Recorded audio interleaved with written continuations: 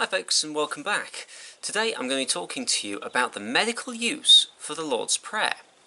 Now I was talking to someone who studied medical history and they mentioned all these different sort of remedies that were created, particularly in medieval England. I'm sure these remedies were also all over Europe. And there will have been different remedies all over the world. We know about these, but particularly the ones in England. And one of the instructions that was given in a lot of these was to recite the Lord's Prayer while you were applying the ointment or whatever. And I thought, here we go again. It's the church getting involved and stuff where it really isn't needed, or maybe it's religious superstition. And I must have been perhaps more obvious rolling my eyes than I'd intended to be, because she looked at me and went, okay, so you don't think that the Lord's Prayer has a role in this? And I said, well, I'm going to take some convincing. She said, that's fair enough. Okay, well, try this. All right, I want you to recite the Lord's Prayer for me. How long does it take? And I'm like,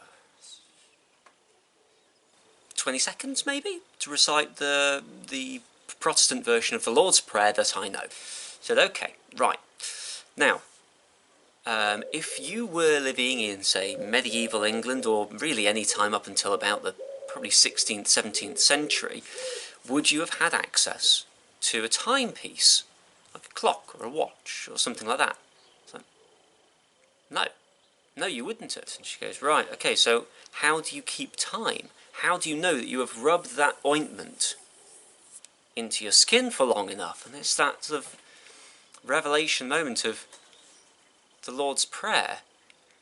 It's a timing device, because it's medieval Europe. Everyone knows the Lord's Prayer because, you know, if you're not Christian, then unpleasant things happen to you. And so it's like, right, everyone knows the Lord's Prayer, so if you're rubbing something in, that's essentially 20 seconds. So recite the Lord's Prayer the number of times it takes. Or what if you're brewing something up? You know, you might need to do it for a few minutes. You recite the Lord's Prayer in order to set the time. And it's like, that's really clever. It's a really smart idea. And even more so, she goes, now, I'm going to recite it in Latin, but I'm also going to recite it in a couple of other European languages. They all came to about the same time. Now, it's not perfect. The timing's going to be a little bit out, but it gives a rough idea.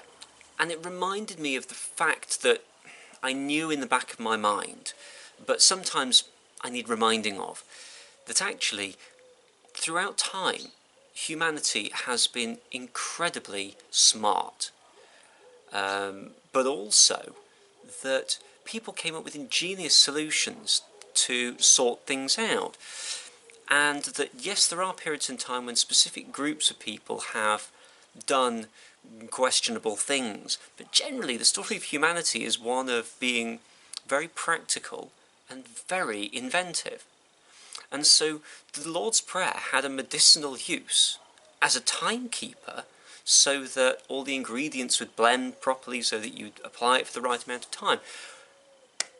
Which is, I mean, as far as I'm concerned, I think that's genius. So there you go. If you've got any comments or thoughts, or if you can think of any other circumstances where previous cultures have come up with ingenious ideas, and even especially if they've been mistaken for like superstition, then I'd love to hear about them. Otherwise, thanks for watching. I'll see you next time.